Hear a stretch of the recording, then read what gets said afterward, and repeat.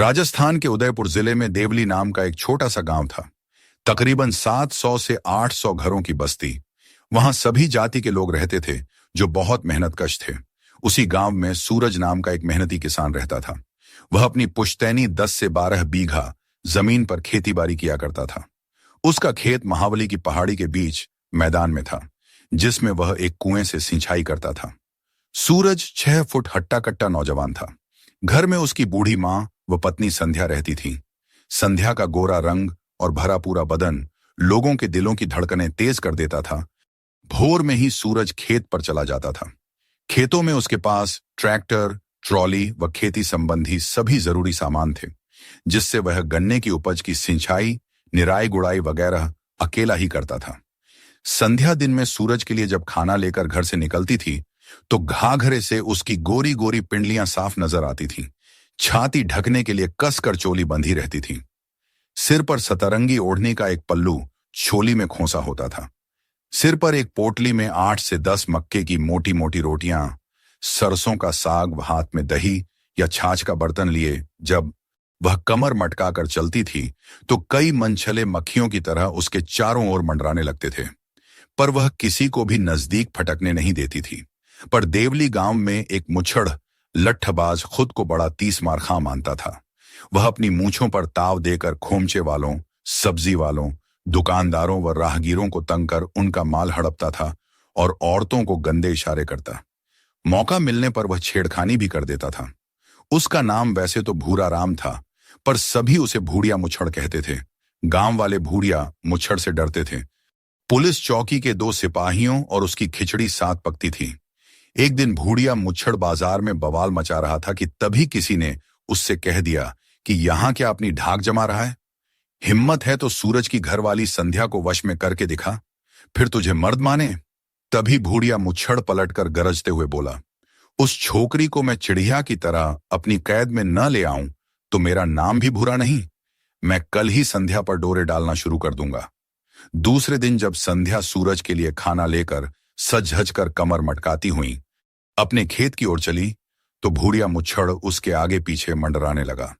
संध्या ने उससे कहा, भूरिया, मधुमक्खी के छत्ते में हाथ मत डालना वरना बुरा हाल हो जाएगा।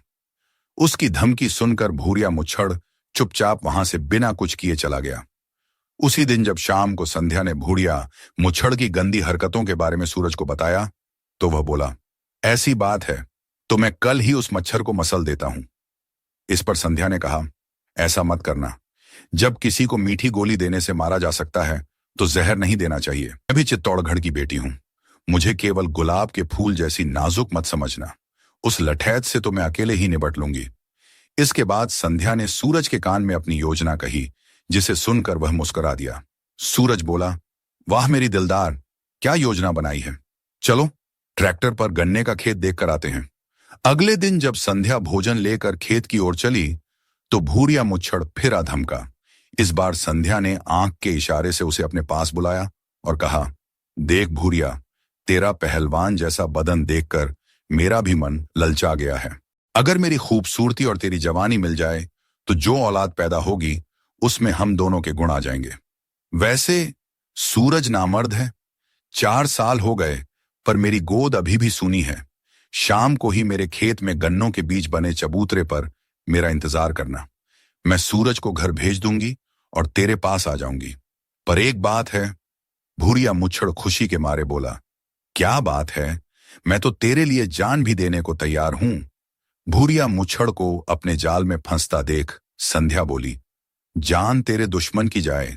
मैं तो यह कहती हूं कि तेरी ये लंबी लंबी मूंछें मेरे गुलाब की कलियों जैसे गोरे गोरे गालों व होंठों का रसपान करने में अड़चन आएंगी। इसीलिए इन मूंछों को कटाकर सफाचट हो जाओ। ओह, ये बात है। मैं अभी जाकर मूंछें साफ करा देता हूं। भूरिया मुच्छड़ खुशी से चहकते हुए बोला। संध्या ने कहा, याद रखना, अपना लठ जरूर साथ लाना और रात को 8 बजे से पहले मत आना।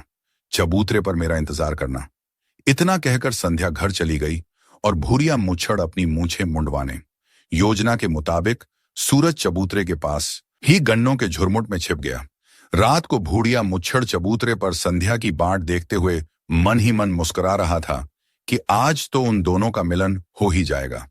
उसकी बाछें खिल रही थीं। थोड़ी देर बाद संध्या भी सज-धज कर उसके पास आ गई। उसे देखकर भूरिया मुच्छड़ की लार टपकने लगी। उसने उसे अपनी बाहों में लेना चाहा, पर संध्या ने कहा, इतनी भी जल्दी मत कर। पहले मैं अपनी चोली की डोरी कमर से खोल लेती हूं, फिर तू पूरा मजा ले लेना। इसके बाद संध्या ने अपनी कमर के पीछे खोसी हुई दरांती निकाली और फुर्ती से भूरिया मुच्छड़ की नाक पर वार कर उसकी नाक काटकर अलग कर दी। भूरिया दर्द के मारे चिल्लाया और बोला, धोखा, मैं तुझे नहीं छोड़ूंगा। इतना कहकर भूरिया मुच्छड़ ने अपने पास रखे लठ पर हाथ मारा, पर वह गायब था। सूरज ने वह लठ उठा लिया था और उसने उसी का लठ उसी पर धड़ाधड़ मारना शुरू कर दिया। संध्या ने 2 बार के हमले में ही उसके दोनों कान भी काट दिए। भूरिया मुच्छड़ लहूलुहान होकर इस तरह भागा जैसे बंदूक से गोली चली। सूरज ने अपनी पत्नी संध्या को बाहों में भरकर उसकी पीठ थपथपाई और इसके बाद वे दोनों खुशी खुशी अपने घर चले आए।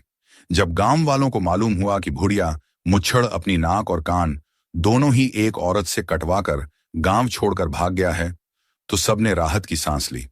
इस तरह बहादुरी दिखाते हुए संध्या ने अपने गांव को बदमाश भूरिया मुच्छड़ से नजात दिलाई। अब उसका रुतबा पूरे गांव में और भी ज्यादा बढ़ गया था। जहां तक भूरिया मुच्छड़ की बात है, तो वह उसके बाद गांव के आसपास कहीं नहीं दिखाई दिया।